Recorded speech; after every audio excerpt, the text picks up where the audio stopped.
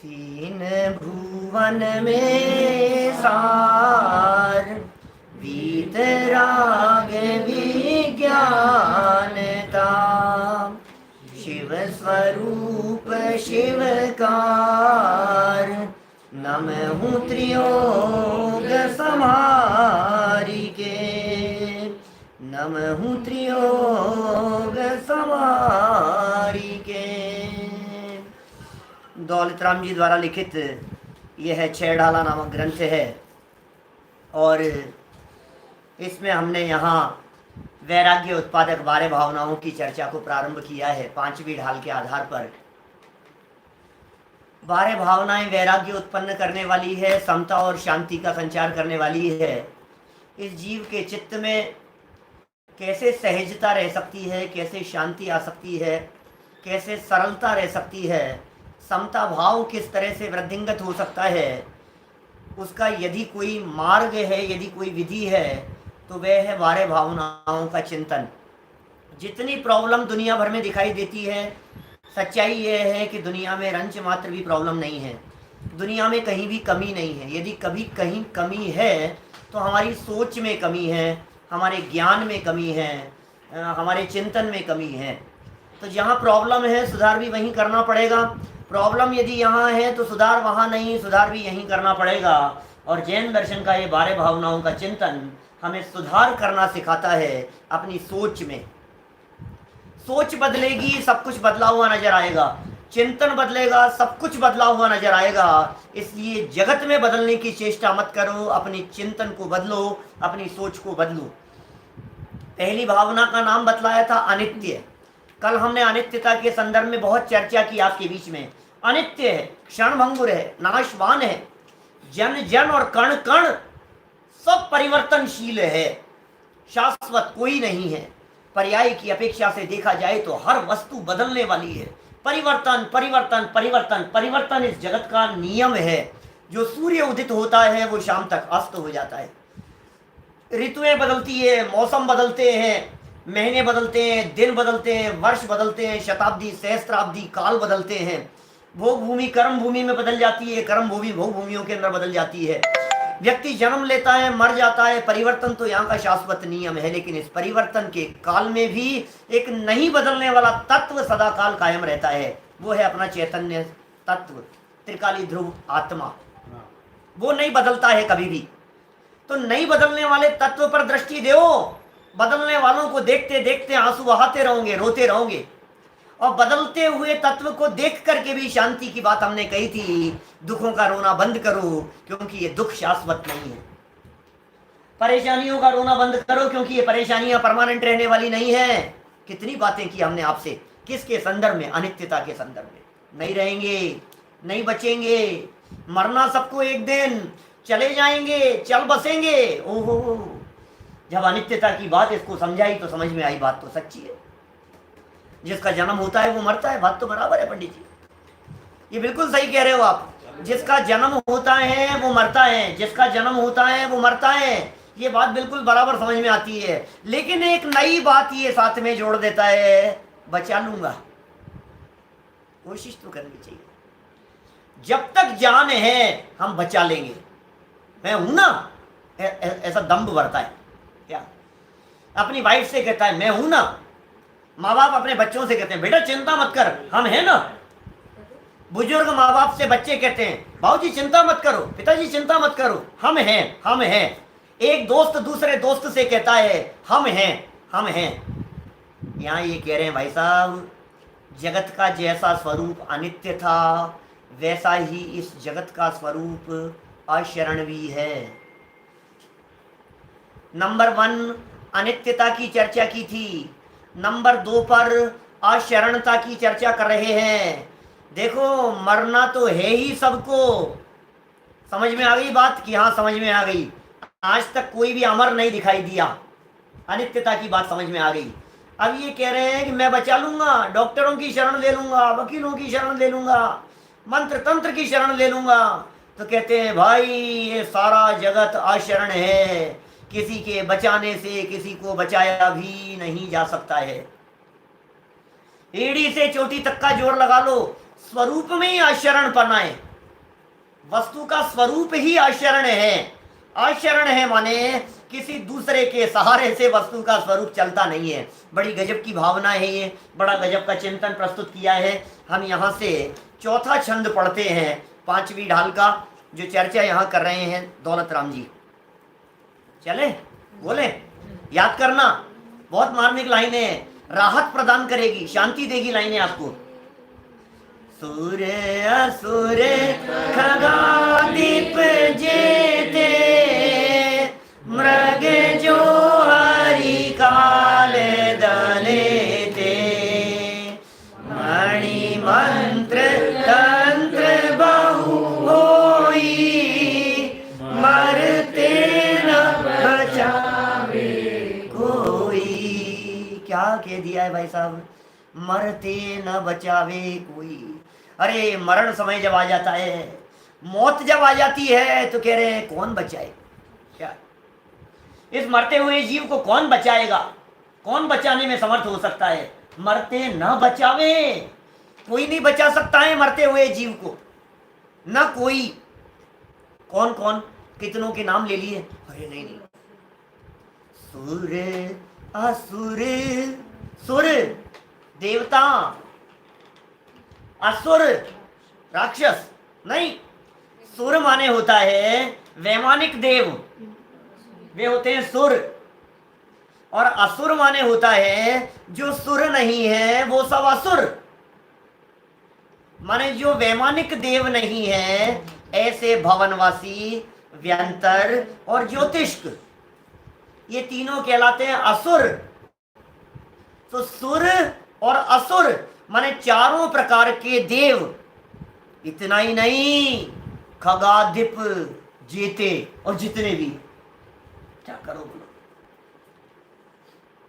सुर असुर खगाधिप जेते, जितने भी हैं, जेते जितने भी हैं, लाइन लगा करके इकट्ठा कर लो उनको।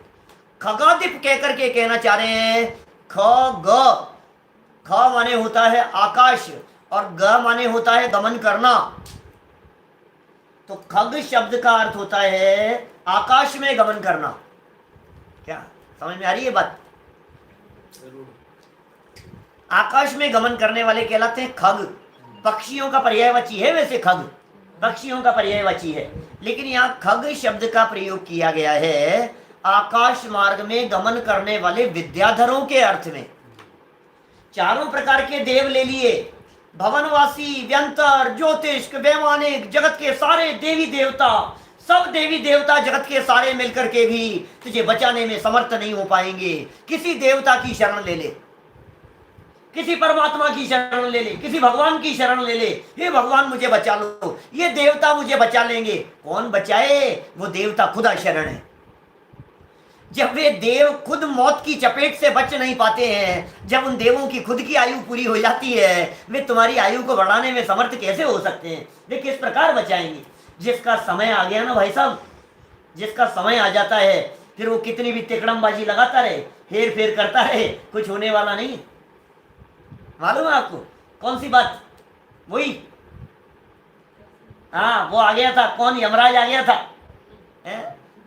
मैं सुनाता रहता हूँ बहुत बार, जहाँ जहाँ इस तरह के प्रसंग बनते हैं, यमराज आ गया बचाने के लिए, बचाने के लिए नहीं, उठाने के लिए। यमराज जी आ गए। ऐसे तुम्हारे को सुनाता हूँ, बहुत लोग हैं सामने भी नए और भी बहुत सारे नए लोग हैं। सुनो सुनो सुनो जरा, बात क्या है। बाहर से बैल बजी, टिन टिन, और अंदर से आकर के एक जवान लड़के ने दरवाजा खोला। दरवाजा खोलते ही बाहर खड़े हुए, चल भाई चल। कौन हो तुम यार? तुम हो कौन और कहाँ ले चलने के लिए आया हो? कि ज्यादा बकवास मत कर, यमराज हूं, लेने के लिए आया हूं, तेरा नंबर आ गया है, ये देख लिस्ट, तेरा नंबर आ गया है, इसलिए तुझे साथ में चलना है, चलना ही पड़ेगा तेरे को साथ में। अब साहब ये तो कैसी बात कर रहा है यार, कैसा यमराज? देखो ऐसा यमराज कोई होता नहीं है अपने यहाँ जैन परंपरा में, इस तरह का कोई यमराज नहीं है, काल्पनिक बात है, न्यूज़पेपर की बात जैसी समझ लो आप। तो साहब ऐसा वो बात आ गई सामने, अरे चलो। अब ये भी थोड़ा सा सोचा यार क्या करूँ, यमराज थोड़ा सा घबराया, थोड़ा सा, फिर बोला कि साहब बहुत लंबी लिस्ट दिखाई देती है आपकी। हाँ लिस्ट दिख रही है, देख रहा तेरा नाम, थोड़ा सा कुछ तो रिक्वेस्ट, कुछ तो मोहलत, कोई चांस नहीं है, चल फटाफट बहुत काम है। के साथ चाय पी करके चलें कि आपके लिए भी बना दूं। जिंदगी में पहली बार यमराज को कोई व्यक्ति चाय के लिए पूछ ले बना बना बना, चल। चाय पीने के लिए बैठ गए। चाय पीने के लिए बैठे, उसके अंदर कुछ नशे की गोली डाल करके ले आया यमराज की चाय में, और यमराज 5-10 मिनट के लिए हो गया बेहोश, होश में नहीं था। ऊपर से नाम मिटाया, और नाम मिटा करके नीचे लिख दिया लास्ट में, नीचे लास्ट में नाम लिख दिया। 5-7 मिनट बाद में उसको होश आया। अरे यार बहुत दिल खुश हो गया, सच में तो मैंने अपनी इतनी लंबी जिंदगी में किसी के साथ में नहीं देखी, कहीं नहीं देखी मैंने, इतनी अच्छी चाय पिलाई तूने। चल एक काम करता हूं, तुझे छोड़ता हूं। इसने क्या कर दिया था, ऊपर से नाम मिटा के नीचे लिख दिया था, लिस्ट नीचे से शुरू हो गई। भाई साहब तुम्हारी ये चालबाजियां काम नहीं आएगी, जब मौत आ जाएगी तो कितने भी प्रयास किए, अरे आसमान से उतर करके आ जाएं, तुझे बचाने वाले उतर करके आ जाएं, लेकिन जीवन पूरा हो जाएगा तो बचाने में समर्थ नहीं हो पाएगी। जम जस जम्मी देसे जेण निहारेण जम्मी कालम्मी णादम जनेण नियदम जम्मम वायम वरम वा तम तस्स तम्मी देसे तेण विहारेण तम्मी कालम्मी को सक्कदि वारे तुम इंदो वा तह जिणिंदो वा एवं जो निच्छेदो जानदि दव्वाणि सो पज्जाए सो सद्दिट्ठी सुद्धो जो संकदि सोहु कुद्दिट्ठी। समझ में आ रही है बात? बहुत सरल प्राकृत भाषा है। कार्तिकेय स्वामी लिख रहे हैं कार्तिकेय अनुप्रेक्षा में, इंद्र हो चाहे जिनेंद्र हो, जन्म और मरण को टालने में कोई समर्थ नहीं है, कौन बचा ले। और मैं जब इन गाथाओं का अर्थ करता हूं तो एक और यमराज को सामने ले आता हूं, दूसरे यमराज। हमारे सारे विद्यार्थी जो सुन रहे होंगे, मेरे से क्रमबद्ध पढ़ी होगी जिन्होंने, सबको पता होगी, सबने सुनी है कहानी। एक कबूतर सुबह का समय और एक पेड़ के ऊपर बैठा हुआ था, उदास बैठा हुआ था, चेहरा लटका हुआ था। नारद जी उधर से निकले और नारद जी ने उस कबूतर से पूछा, क्या बात है बेटा, सुबह का समय है, तेरे सगे संबंधी, तेरे यार दोस्त, तेरे साथी सभी लोग आसमान में उड़ गए हैं दाना पानी की तलाश में, और तू चुपचाप बैठा है यहाँ, क्या बात है? तबीयत तो ठीक है, बुखार उखार है? नहीं नहीं कुछ नहीं, कुछ नहीं, कोई तो बात है बेटा, ऐसा होता नहीं है। सुबह का समय और कबूतर पेड़ के ऊपर चुपचाप बैठा रहे, दाना पानी के लिए उड़े नहीं, सारे साथी चले गए हो, कुछ तो बात है, समझ में नहीं आ रही है, तू बता बात क्या है? बस थोड़ी सी घबराहट है। कि क्या घबराहट है, मुझे बता ना। कि अभी 5-7 मिनट पहले की बात होगी, यमराज निकले थे यहाँ से, और मेरी तरफ देख करके उनके चेहरे पर कुछ अलग तरह की मुस्कुराहट थी। मैं तो बहुत डर लग रहा है मुझे तो। अब यमराज और घबराहट नहीं हो, चिंता मत कर, चिंता मत कर। नारद जी ने कहा तू चिंता मत कर, मैं तुझे ले चलता हूं। और नारद जी ने उसे साथ में लिया कबूतर को, और हजारों मील दूर हिमालय की गुफाओं में सुरक्षित पहुंचा दिया, सेकंडों में, एक चुटकियों में पहुंचा दिया। अब पहुंचाने के बाद में वो पहुंचे यमराज के पास सीधे, नारद जी सेकंडों में पहुंच गए, आकाश मार्ग से उड़ते थे। अरे यमराज क्या बात है, अभी कोई 7-8 मिनट पहले की बात होगी, वो कबूतर को देख करके तुम क्यों मुस्कुरा रहे थे? बेचारों को ऐसे डराया मत करो, जगत के लोगों को घबरा जाते हैं लोग, डरते हैं। तो उन्होंने यमराज ने जवाब दिया, नारद जी क्या बताऊं आपको, मैं इसलिए उसकी तरफ देख करके मुस्कुरा रहा था कि ये जो कबूतर है, इसको लेने के लिए 10 मिनट बाद मुझे हिमालय की गुफाओं में जाना है, ये वहां कैसे पहुंचेगा, इसकी मौत तो वहां होनी है। नारद जी ने कहा अरे मैं तो वहीं पहुंचा के आ रहा हूं। जिसकी मौत जिस जगह पर होनी हो वो व्यक्ति वहां पहुंच जाता है, कौन बचाए और किसको बचाए? भाई साहब ट्रेन एक्सीडेंट होना होता है, एक व्यक्ति पिछले स्टेशन पर नीचे पानी पीने के लिए उतरता है और ट्रेन चल देती है, ट्रेन छूट जाती है। दूसरा व्यक्ति जिसकी दुर्घटना होनी होती है वो गलत ट्रेन में सवार हो जाता है, आगे चल करके दुर्घटना में मर जाता है। क्या करो बतलाओ? जिसकी मौत आ गई है, जिसका समय आ गया है, जिसका काल पूरा हो गया है, जिसके आयु कर्म पूरा हो गया है, उसे कोई नहीं बचा पाएगा, बचा नहीं पाएगा। आप कह रहे हो डॉक्टर साहब बचा नहीं पाए, अरे पंडित जी क्या, मेरे को बहुत लोग मिलते हैं ऐसे, जब कभी किसी के यहाँ बैठने के लिए जाते हैं, किसी के मिलने के लिए जाते हैं, किसी के यहाँ कोई जवान मौत हो जाती है, ऐसे हाथ पकड़ करके कंधे पर सर रख करके रोते हैं, पंडित जी क्या बताएं, बचा नहीं पाए, पंडित जी कुछ काम नहीं आया, पंडित जी सब खत्म हो गया, संजीव भैया क्या बताएं आपको, ऐसा हो गया वैसा हो गया, बस सब खत्म हो गया, बहुत प्रयास किए हमने, बहुत कोशिश कर ली। क्या बताएं भाई साहब, स्वरूप ही ऐसा ही है, आप बचा नहीं पाएंगे। अनित्यता स्वरूप थी, अशरणपना भी स्वरूप है। यहाँ कितने लोगों के नाम ले रहे हैं, जरा कल्पना तो करो, और कैसी परिस्थिति का चित्रण कर रहे हैं दौलत राम जी।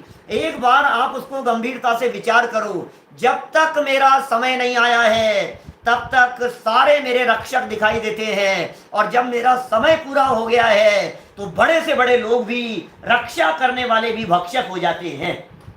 बोलो, इंदिरा गांधी को गोलियों से उड़ा दिया गया, बोलो सद्दाम हुसैन ने कितनी प्रयास किए, अंडरग्राउंड में अंडरग्राउंड, अंडरग्राउंड पे अंडरग्राउंड, नीचे नीचे नीचे, साथ साथ अपने जैसे लोग बना लिए उसने।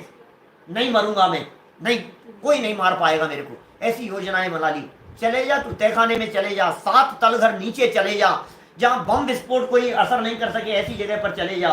लेकिन फिर भी ये काल रूपी लुटेरा ये तेरी जिंदगी को लूट लेगा, बचा नहीं पाएगा। अशरण है। सूर्य, छंद देखो क्या लिखा है, 4 नंबर छंद है। सूर्य असुर खगादीप जेते, मृग जो हरि काल दलेते। मृग जो हरि, हिरण, और उसके काल जबड़े के नीचे आकर के पकड़ लिया गया हो। किसी हिरण को किसी सिंह के द्वारा अपने पंजों से जकड़ लिया गया हो अपनी दाढ़ के नीचे। अब बताओ किसकी हिम्मत है जो शेर की दाढ़ में से उसके भोजन को निकाल करके लाए? मिलेगा आपको कोई ऐसा? कौन बचाएगा? मृग ज्यों हरि काल दलेते, और जेते शब्द कह करके कह दिया बुला लाना जितने भी हो तेरे। ऐसे धमकी देता है ना कोई व्यक्ति, मानो ये काल हमारे को धमकी दे रहा हो, ये हमारे को चैलेंज कर रहा हो, बुला लेना, आयु कर्म बोल रहा है तुमसे, बुला लेना, तुम्हारा समय इतना और बचा है, 5 मिनट के अंदर तुम्हारी आयु पूरी होने वाली है, कर लो जिसका स्मरण करना है, बुला लो जिसको बुलाना है तुम्हारे को। कौन बचने और बचाने में समर्थ हो सकता है? कोई नहीं होगा। दूसरी लाइन में और गजब कर दिया, मणि मंत्र तंत्र बहु होई, मरते न बचावे कोई। मणिया है, मंत्र है, तंत्र है, जाप है, कौन से काव्य कहे तो मरी गए थे। डॉक्टर कभी कभी इस तरह की बातें कहता है, अरे भाई साहब सही समय पर ले आए, 5 मिनट यदि आप और देर कर देते तो फिर नहीं बच पाते, बहुत सही समय पर ले आए। रोड एक्सीडेंट होता है, हमें इन्होंने बचा लिया भाई साहब, ये नहीं होते तो मर जाते हम। व्यवहार में कुछ भी कहो। दादा की बहुत सुंदर लाइन है बारे भावना की, जिंदगी एक पल कभी कोई बड़ा नहीं पाएगा, रस रसायन सुत सुभट कोई बचा नहीं पाएगा। क्या कहा? वापस सुनो, धीरे धीरे सुनो, मतलब कान के लगा करके सुनो, उपयोग की एकाग्रता पूर्वक सुनो क्या कह रहे हैं। जिंदगी एक पल कभी कोई बचा नहीं पाएगा, रस रसायन सुत सुभट कोई बचा नहीं पाएगा। सत्यार्थ है बस बात यह, कुछ भी कहो व्यवहार में, जीवन मरण अशरण शरण कोई नहीं संसार में, कोई नहीं संसार। एक काम करो, आपके अम्मा जी की तबीयत ज्यादा खराब है ना, मां मृत्युंजय का सच्ची है, सारे दिगंबर संत झूठ बोल रहे हैं, सारे विद्वानों ने इस शास्त्रों के अंदर बातें लिखी सब झूठी हो गई, इससे बच जाएगा उससे बच जाएगा। कुछ भी कहो तुम व्यवहार में, तुम्हारे को कुछ भी कहना हो, हमें कोई ऐतराज नहीं है, लेकिन सच्चाई को स्वीकार करो, सच्चाई को स्वीकार करो। आप बोलो, वो है ना, क्या नाम था उनका, श्री कृष्ण की पोजीशन। मंगत राज्य लिखते हैं बारे भावना में, मंगत राज्य की बहुत प्रसिद्ध बारे भावना है, 2 लाइनें मार्मिक है बहुत। चक्र रत्न हलधर सा भाई काम नहीं आया, एक तीर के लगत कृष्ण की विनश गई काया। तो समझ में आया क्या? चक्र रत्न हलधर सा भाई, चक्र रत्न है, 3-3 खंड के अधिपति हैं, हलधर है, खुद नारायण है, भाई बलदेव है बचाने वाले, काम नहीं आया लेकिन कुछ भी। अंत समय जब जीवन पूरा हुआ, पानी पिलाने वाला कोई नहीं था भाई साहब, पानी पिलाने वाला कोई नहीं था। आप सोच सकते हो, आप कल्पना कर सकते हो, आप सोच सकते हैं नारायण की पावर कितनी हो सकती है, आप सोच सकते हैं बलदेव की ताकत कितनी होती है। जब नेमिनाथ भगवान के समूह शरण में इस बात की घोषणा हुई कि 12 वर्ष पश्चात द्वारिका नगरी जल जाएगी, और जब द्वारिका नगरी जलेगी तो कृष्ण और बलदेव, इन दो के अलावा तीसरा कोई व्यक्ति नहीं बचेगा। सुनो, माँ बाप को बचाने के बहुत प्रयास किए श्री कृष्ण और बलदेव, माँ बाप को बचाने के लिए। दुनिया मर रही है, कोई बात नहीं, क्या करें, माँ बाप को तो बचा ले वे। रथ जोत दिए, हाथी जोत दिए गए, और 10-10 हजार हाथियों जितना बल जो होता है खुद जुट गए उसमें रथ को खींचने के लिए, माँ बाप को निकालने के लिए। लेकिन रथ टूट गया और माँ बाप दोनों के दोनों वहीं ढेर हो गए। नहीं बच पाए तो नहीं बच पाए, कौन बचाए, किसको बचाए? बचा लो आप, बचा लो, कर लो कोशिश, कर लो, बचा लो, नहीं बचा पाएंगे। ये कह रहे हैं मंत्र तंत्र काम नहीं आते हैं, मणियां काम नहीं आती हैं, रत्न काम नहीं आते हैं। जाप करो साहब, अखंड जाप कर रहे हैं, अखंड जाप कर रहे हैं, पाठ कर रहे हैं, मंत्र बोल रहे हैं, मंत्र बोल रहे हैं, खूब पाठ चल रहे हैं, और फिर क्या होता है? नहीं, उन्होंने बताया था, उन्होंने बतलाया था ये मंत्र, अब उन्होंने मंत्र बतलाया था, देखना इससे काम हो जाएगा। और फिर सुनो, मंत्र का जाप करते रहे और फिर ये मर गए, फिर भी इनकी आंखें नहीं खुलती है, फिर भी इनकी आंखें नहीं खुलती है। फिर अगले बच्चे के समय पर फिर वही। मैं आपको सच्ची घटना बतलाऊं, अपने यहाँ पंडित हुए बनारसी दास जी, नाटक समयसार जिन्होंने लिखा है, 400 वर्ष पहले हुए हैं। ये वो बनारसी दास जी हैं जो बनारसी दास जी अकबर के, बादशाह अकबर के 9 रत्नों में से एक थे, बादशाह अकबर के। और सम्राट अकबर बादशाह के साथ में बैठ करके चेस खेला करते थे, शतरंज खेलते थे। उन बनारसी दास जी की बात कर रहा हूं। बहुत जबरदस्त जैन विद्वान थे वे बनारसी दास, और उन्होंने हिंदी साहित्य में सबसे पहले आत्मकथा लिखी है। अपने हाथों से अपने जीवन की एक एक घटना का उल्लेख किया है, भली और बुरी सब प्रकार की उनके जीवन की घटनाएं हैं। 9 बच्चे हुए उनके, 9 बच्चे, 9 के 9 मर गए, एक के बाद एक संतान मरती चले गई, एक के बाद एक संतान मरती चले गई। बोलो आप।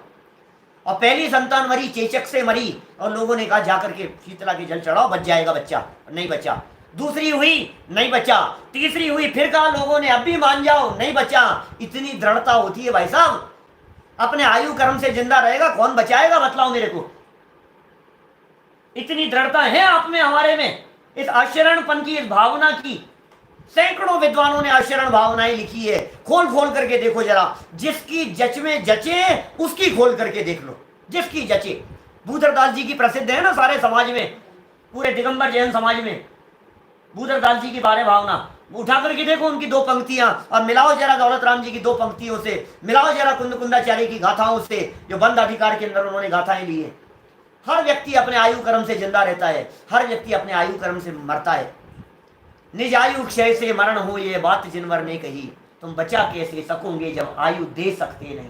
बचा लो, कैसे बचाएं भाई साहब? कि साहब आयु से जिंदा रहेगा, ऑक्सीजन से जिंदा नहीं रहता है, आयु से जिंदा रहेगा। निकालो अपनी आयु, थोड़ी सी आयु डाल देता हूं मैं, दे सकता है, आयु दे सकता है, तो फिर कैसे बचाएगा? सुनो, भूधरदास जी को पेश करता हूं आपके सामने, सबको याद है, जन जन को याद है, जैन समाज को याद है सबको। दल बल देवी देवता, मात पिता परिवार, और मरती जीव को कोई न राखने। बोलो, दल बल देवी देवता, सब आ गई वही बातें। दल माने क्या होता है? दल माने होता है सेना, और बल माने होता है पावर। दल और बल, बहुत लंबी चौड़ी सेना का बल जिनके पास में हो, और देवी देवताओं का आशीर्वाद जिनके ऊपर हो, और माता पिता और परिवार जिनके साथ में जुड़ा हुआ हो बचाने के लिए। दल बल देवी देवता मात पिता परिवार, और फिर क्या कह रहे हैं? मरती बिरिया जीव को कोई ना। मरती बिरिया, बिरिया क्या होता है? बिरिया माने होता है बारी, चांस, नंबर आ गया। जब जिसका नंबर आ गया, कल कही थी लाइन, पिछली लाइनों के अंदर भी यही बात कही है भूधरदास जी ने। क्या? अपनी अपनी बार, हाँ भी कहा था अपनी अपनी बार, मरना सबको एक दिन, अपनी अपनी बार। और यहाँ कह रहे हैं मरती बिरिया, मरने की बारी आ गई भाई, सब नंबर आ गया अब आपका, अब क्या करूं बतलाओ। कोई न राखन हार, कोई रखने वाला ही नजर नहीं आ रहा है, कोई बचाने वाला ही नजर नहीं आ रहा है, कोई शरण ही समझ में नहीं आ रही है। और जुगल जी बाबू जी भी इसी तरह की लाइनें कहते हैं, सम्राट महाबल सेनानी उस क्षण को टाल सकेगा क्या? कौन से क्षण को? सम्राट महाबल सेनानी उस क्षण को टाल सकेगा क्या? अशरण मृतकाया में हर्षित निज जीवन डाल सकेगा क्या? अशरण पड़ी हुई मृत काया में क्या वो अपना जीवन डाल सकता है? सब जगह पर यद्यपि चर्चाएं जीवन और मरण के संदर्भ में की गई है, लेकिन वस्तु स्थिति यह है कि जगत की प्रत्येक परिस्थिति अशरण है। अकेले मौत की बात नहीं है।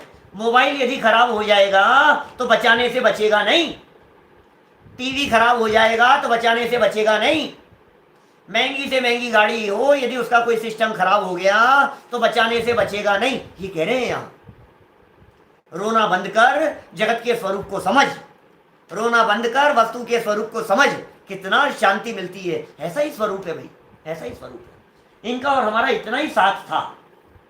घर में किसी का वियोग हो जाने पर, किसी का मर जाने पर, किसी की मौत हो जाने पर, सोचो जरा, विचार करो, इतना ही साथ था। जब मैं मरूंगा तो मुझे भी बचाने वाला कोई नहीं होगा, ये मरे हैं तो इनको भी बचाने वाला कोई नहीं है, क्योंकि स्वरूप इस तरह का है। इसका नाम है वस्तु स्वरूप। इस वस्तु स्वरूप के विचार से शांति आती है। कि साहब पंडित जी कुछ भी कहो, आपकी बातें कितनी भी सही हो, लेकिन एक बात सुन लो हमारी, जब कभी भी हम इस तरह की बात सोचते हैं कि बचाने वाला कोई नहीं है तो टेंशन ज्यादा होती है। और जब हमें यह समझ में आ जाता है भगवान बचाएंगे, भगवान बचाएंगे, बचाएं चाहे नहीं बचाएं, आशा तो बनी रहती है। आशा तो बनी रहती है ना, कम से कम उम्मीद तो कायम रहती है। हम मंत्र का जाप कर रहे हैं, कम से कम उम्मीद तो है, निराशा तो नहीं है कम से कम। अब तुम्हारी बात को सुनकर निराशा निराशा, अब सुनो तो सही भाई साहब, जिसे तुम निराशा कह रहे हो, अज्ञान के आधार पर निराशा नहीं होती, अज्ञान के आधार पर शांति नहीं होती, ये समझो आप सोच रहे अज्ञान से शांति हो जाएगी क्या? ना समझी, गलत फहमी। मैं तो कह रहा हूं इसमें शांति मिलती है तुम्हारे को, तुम प्रधानमंत्री समझ लो अपने आप को, तो सोच लो, ये क्या मूर्खों जैसी बात कर रहे हो? अपने आप को राजा मान करके चलते रहो। गलत फहमी नहीं, मैं दुनिया में किसी भी व्यक्ति को धोखा नहीं देना चाहता, गलत फहमी में नहीं रखना चाहता, सच कह रहा हूं। अभी यदि इस बात का प्रचार किया जाए कि शाम को 8 बजे, रात को 8 बजे संजीव गोदा कुछ ऐसे मंत्र बता रहे हैं जिन मंत्रों को सुनने से, जिन मंत्रों का जाप करने से आपके घर में कोरोना का संकट नहीं आएगा, फिर देखो आप कैसे लोग मरते हैं इसके लिए। मैं नहीं देना चाहता भाई साहब आपको कोई धोखा, मैं गलत फहमी में नहीं रखना चाहता हूं आपको, मेरा कोई बेनिफिट नहीं है, मेरा कोई लाभ नहीं है इसमें। लेकिन जिन्हें आप शरण समझ रहे हो वो शरण नहीं है। किताब शास्त्र में लिखा है, हम बता रहे हैं ना, शास्त्र में लिखा है, हम उसका अर्थ भी समझाएंगे आपको, शरण का अर्थ भी समझाएंगे। शरण जानते हैं आप? शरण चार है, शरण चार है। मूल में 2 प्रकार की शरण कही गई है। अपने जयचंद जी छावड़ा साहब की बारे भावना उठाओ, उसमें पढ़ो जरा लाइनें, क्या कहते हैं जयचंद जी छावड़ा साहब? शुद्धात्म अरु पंच गुरु जग में शरणों दो, मोह उदय जी के व्रथा आने कल्पना हो। अभी करूंगा इनका अर्थ, आपको जो याद है वो सुनो पहले। 4 शरण याद है आपको? 4 शरण याद है? बच्चे बच्चे को याद होगी समाज में।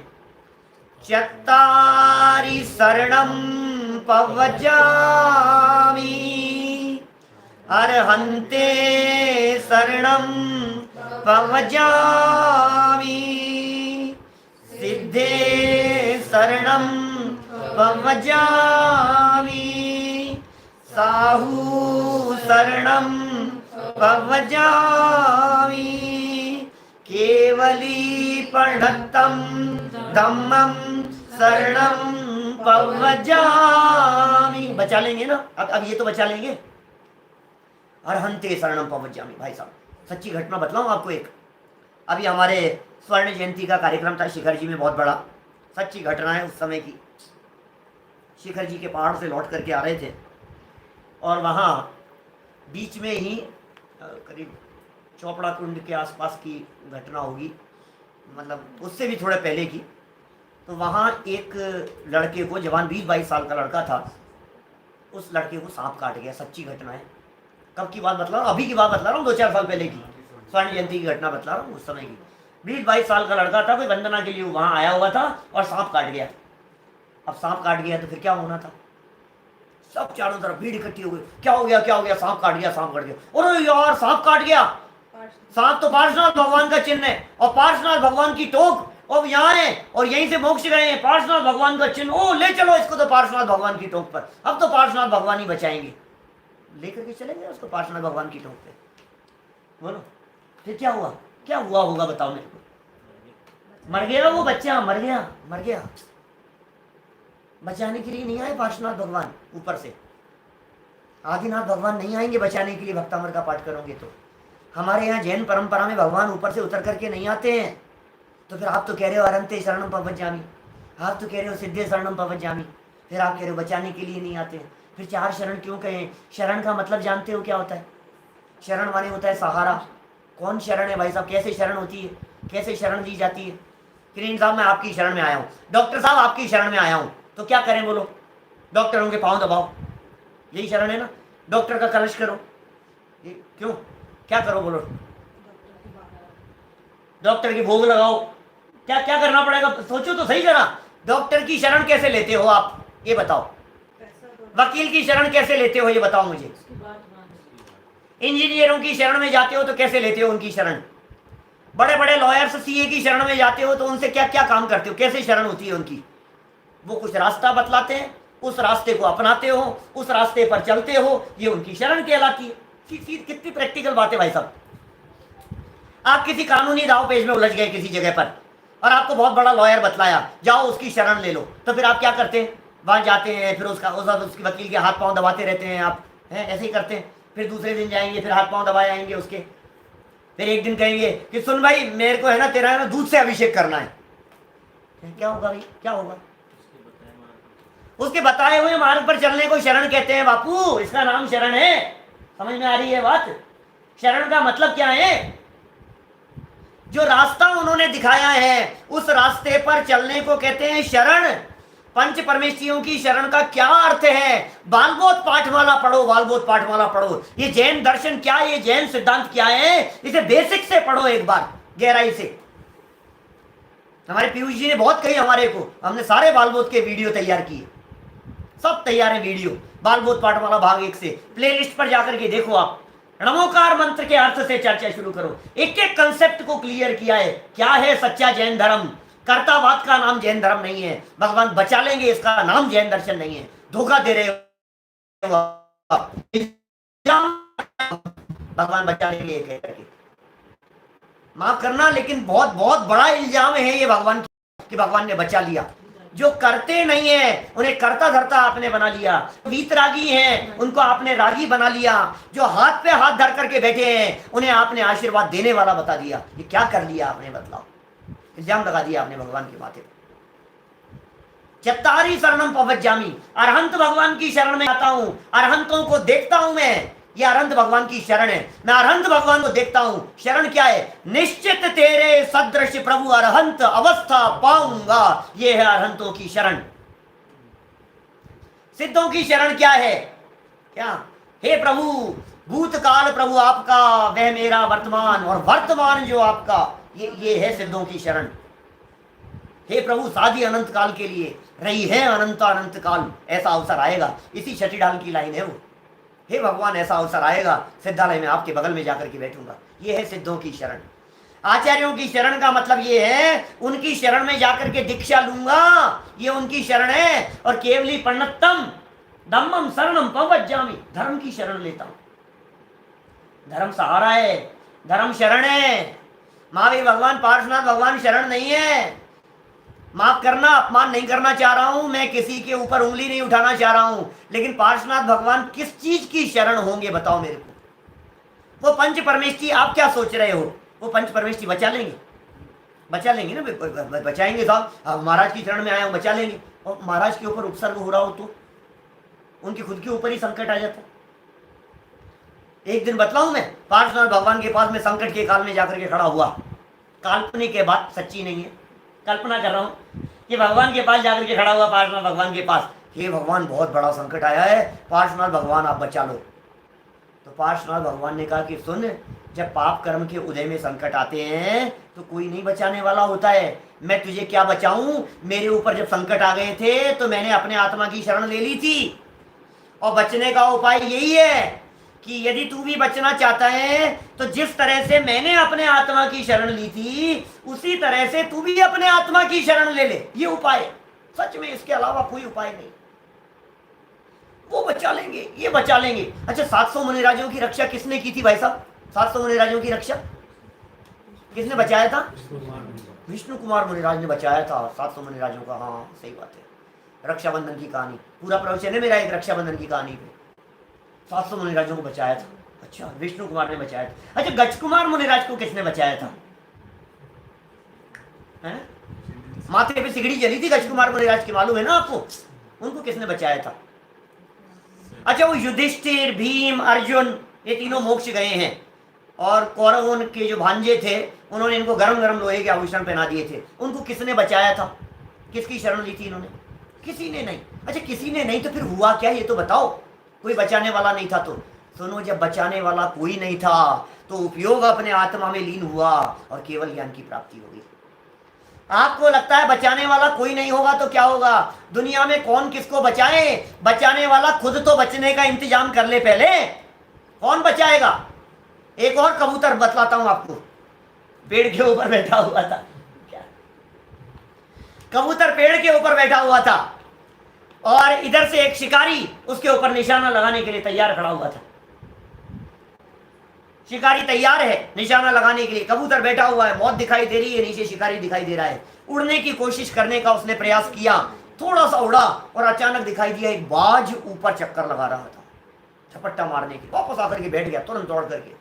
अब ऊपर बाज घूम रहा है और नीचे शिकारी मारने के लिए तैयार बैठा हुआ है। अब क्या करूं बोलो? घबराहट हो रही है बहुत ज्यादा। यदि हिलता नहीं हूं तो उसका निशाना लगेगा, तो निशाना जब हिलेगा ही नहीं, बैठा रहेगा तो उसका लगेगा, और उड़ता हूं तो वो आकर के झपट्टा मारता है मेरे। क्या करूं बोलो? बचने के लिए उपाय क्या है? बैठा रहा चुपचाप। अब ये देखो, ये कर्म सिद्धांत क्या बतलाते हैं आपको, ये आशरण शरणता की चर्चाएं क्या बतला रही है। सुनो जरा, वो शिकारी ने निशाना लगाया, धनुष बाण तैयार करके लगा करके बैठा है, और अचानक नीचे से आकर के एक सर्प ने उसको काट लिया, डस लिया। सर्प ने डसा, उसका तीर छूटा और वो तीर जाकर के बाज के लग गया। दोनों मारने वाले मर गए और कबूतर बच गया। सब समझ में? मारने वाले दोनों मर गए। नीचे नीचे नीचे से सर्प ने काट लिया क्या, और वो जो उसका तीर छूटा वो तीर जाकर के बाज के लग गया, और वो बाज भी वहीं नीचे ढेर हो गया। और कबूतर तो आंख बंद करके बैठा था, धड़ाम से आवाज हुई एकदम, और आंखें खुली और देखा क्या बतलाए? कौन कौन क्या किसकी बात कर रहे हो आप? यहाँ तो बात ही कुछ अजब गजब की है। ये क्या कहना चाह रहे हैं भाई साहब? ये व्यवहार से कही जाती है, इन्होंने बचा लिया, डॉक्टर ने बचा लिया था, ऑपरेशन कर लिया था, लेकिन आयु कर्म ही नहीं हो तो डॉक्टर कैसे बचाएगा? आयु कर्म ही शेष नहीं हो तो कौन देवी देवता बचाएंगे, कौन माता पिता बचाएंगे? क्या दुनिया में 2 शरण कही है, अभी हमने 4 शरण बतलाए, अब 2 शरण बतलाते हैं। इस पूरी दुनिया में 2 ही शरण है। नंबर 1 शुद्धात्म, जयचंद जी चावड़ा साहब की पंक्तियां हैं, शुद्धात्म अरु पंच गुरु। 2, एक तरफ शुद्धात्मा है, एक तरफ पंच परमेष्ठी है। जग में शरणा 2, ये 2 शरण है। लेकिन जब मोह का उदय इस जीव के तीव्र होता है तो अन्य की कल्पना होती है शरण पने की। अरे साहब, डॉक्टरों की शरण ले लो, वकीलों की शरण ले लो, पुलिस वाले बचा लेंगे, उनकी शरण में चिंता मत कर, तू मेरी शरण में आ गया है, मेरी शरण में आ गया। ऐसे नहीं दिखाते हैं कई हीरो, और ये जब दिखते हैं मूवी वगैरह, कभी कोई ऐसे है, कोई हीरो आ गया हो और कोई डाकू भागते भागता, कोई चोर लुटेरा और किसी बड़े डाकू की शरण में चले जाए, आगे आपकी शरण, आपको कोई चिंता नहीं है, और वो आता है और सबको धूल चढ़ा देता है। तो जिसके डॉक्टरों के पास नहीं जाएंगे क्या? आपका प्रश्न है बहुत सुंदर। तो फिर आप डॉक्टरों के पास में नहीं जाएं क्या? अरे मैं ये कह रहा हूं डॉक्टरों के पास जाने का निषेध नहीं है। अपने राग भाव से, अपने कषाय भाव से, अपने चारित्र की कमजोरी से, अपने विकल्पों से डॉक्टर के पास जाने का परिणाम भी आता है, और डॉक्टर को दिखाने का भाव भी आता है, डॉक्टर के निर्देशन में चलने का भाव भी आता है। लेकिन डॉक्टर के पूरा इलाज कराते हुए, दिखाते हुए भी जीवन पूरा हो जाएगा तो डॉक्टर को गालियां देने का काम नहीं है और आंसू बहाने का काम नहीं है। वस्तु का स्वरूप जो आचरण है, इसे समझने की जरूरत है। क्या डॉक्टर मर जाते हैं? कौन से डॉक्टर? डॉक्टर है तो जिंदा रहेंगे। डॉक्टरों के कोरोना नहीं हो रहा है क्या? डॉक्टरों के अटैक नहीं आता है क्या? डॉक्टर हार्ट के मरीज नहीं होते हैं क्या? डॉक्टरों की किडनी खराब नहीं होती है क्या? सबके सब होते हैं ना। कौन किसको बचाए? हार्ट का डॉक्टर हार्ट अटैक से मरा है अभी। लो सुनो, आप रोज हो रही है ऐसी घटनाएं। तो भाई साहब ये जो बातें कही, देखो दो तरह की बातें कही है। मैं इन छंदों की तरफ जो ये कह रहे हैं, दौलत राम जी ने जो छंद दिए हैं, उनमें कुछ विशेष मार्मिक बात है जो आपको बताना चाह रहा हूं। ये व्यक्ति दो तरह की शरण लेता है। एक शरण लेता है चेतन की और दूसरी शरण लेता है अचेतन की। दो तरह से शरण है।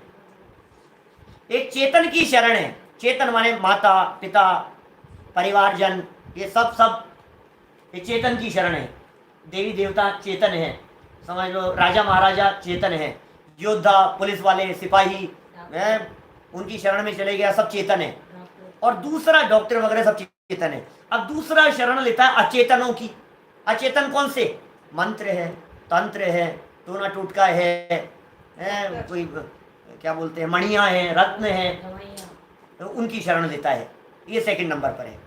तो दौलत राम जी ने यहाँ जेते शब्द का प्रयोग किया पहली लाइन में, और दूसरी लाइन में बहु शब्द का प्रयोग किया, और कह रहे हैं तो ये तो हम तो एग्जाम्पल दे रहे हैं, आदि बहुत सारे लगा लेना। फिर दूसरी लाइन में फिर शुरू कर दिया, आदि बहुत सारे लगा लेना, कोई नहीं बचा पाएगा। क्या कह रहे हैं? सूर बोलो, धीरे धीरे बोलना जरा। सूर असुर खगादीप जेते, मृग जो हरि काले दलेते, मणि मंत्र तंत्र बहु होई, मरते न बचावे को। मरते न बचावे कोई नहीं बचाने वाला है। ये कह रहे हैं मणि, मणियां, मंत्र और तंत्र। आप जानते हैं मंत्र और तंत्र में क्या फर्क है? जो मन से बोला जाए, जो वचनात्मक हो, वो मंत्र है, और जो तन से पर असर करे वो तंत्र है। क्या ये जो होता है ना, ताबीज है, टोना टोटका जो करते हैं, जो किसी वस्तु के आधार पर होवे, वो तंत्र है। जिसमें बाहरी साधनों की जरूरत हो वो तंत्र है। डोरा डांडा आदि की जिसमें जरूरत हो वो सब तंत्र है। और मंत्र है जिसमें किसी की जरूरत नहीं है, अब बोल रहा है, बस उच्चारण कर रहा है, उसकी भाव वासना चल रही है, वो मंत्र है। तो मंत्र भी काम नहीं आएंगे और तंत्र भी काम नहीं आएंगे, दोनों ही काम नहीं आएंगे। हड्डियां काम नहीं आएगी, कोई बाबा काम नहीं आएंगे। कौन से बाबा ऐसे हैं, कौन से तांत्रिक ऐसे हैं जो तुम्हें बचा लेंगे? खुद तो बच जाएंगे ना, कोई नहीं बचाने में। तो फिर क्या करें साहब? ये तो साहब तो घबराहट होती है साहब कि सुनो, आज शरण के साथ में शरण भी तो बता दिए हमने।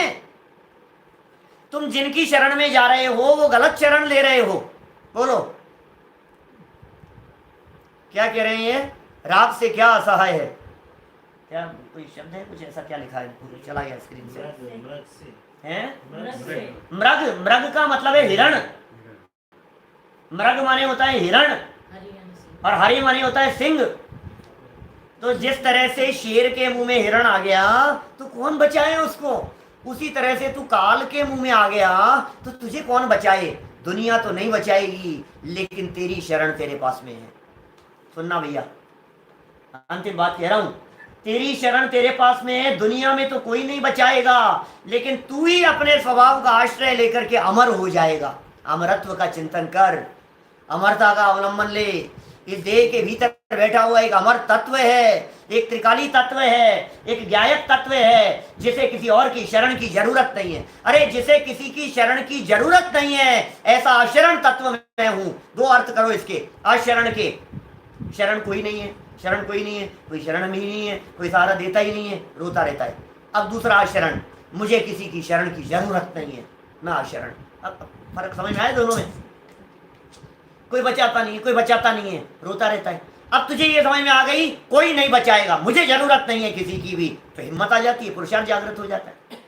अब हम कह रहे हैं तुझे कोई बचाने वाला नहीं है, हिम्मत रख, मस्त रह, कोई बचाने वाला नहीं है, मुझे जरूरत नहीं है। अरे मुझे कोई मारने वाला नहीं है, मैं वो तत्व हूं, कभी नहीं मरता, मैं वो तत्व हूं, उसका नाम है अशरण। ऐसे अशरण तत्व का अवलंबन लो, ऐसे स्वभाव का अवलंबन लो, ऐसा चिंतन करोगे तो शांति मिलेगी आपको। इसलिए देखो, दो भावनाएं हुई यहां तक। अनित्य भावना के अंदर चिंतन किया गया, वस्तु का स्वरूप क्षणभंगुर है। तुरंत इसने ये कह दिया पलट करके, भाई साहब बात आपकी सच्ची है, लेकिन मैं बचा लूंगा, मैं बचाऊंगा, कोशिश अंतिम सांस तक कोशिश करेंगे अपन। तो फिर बतला दिया भाई, वस्तु का स्वरूप अशरण भी है। अब जब इसको अशरण कहा गया तो तुरंत ये पलट करके कहते हैं, हाँ हाँ समझ गए, टीवी खरीद करके लाए थे, बचेगा नहीं, गाड़ी खरीद करके लाए हैं, बचेगा नहीं, बच्चे का जन्म हुआ है तो क्या मौत का रोना रोए अभी से ही, कभी तो मरेगा, जिंदा है तो खुशी मना लेने दो। प्रैक्टिकल बात समझ में आती है। तुम ये कह रहे बचेगा नहीं बचेगा, अरे जब तक है तब तक तो सुख भोग लेने दो।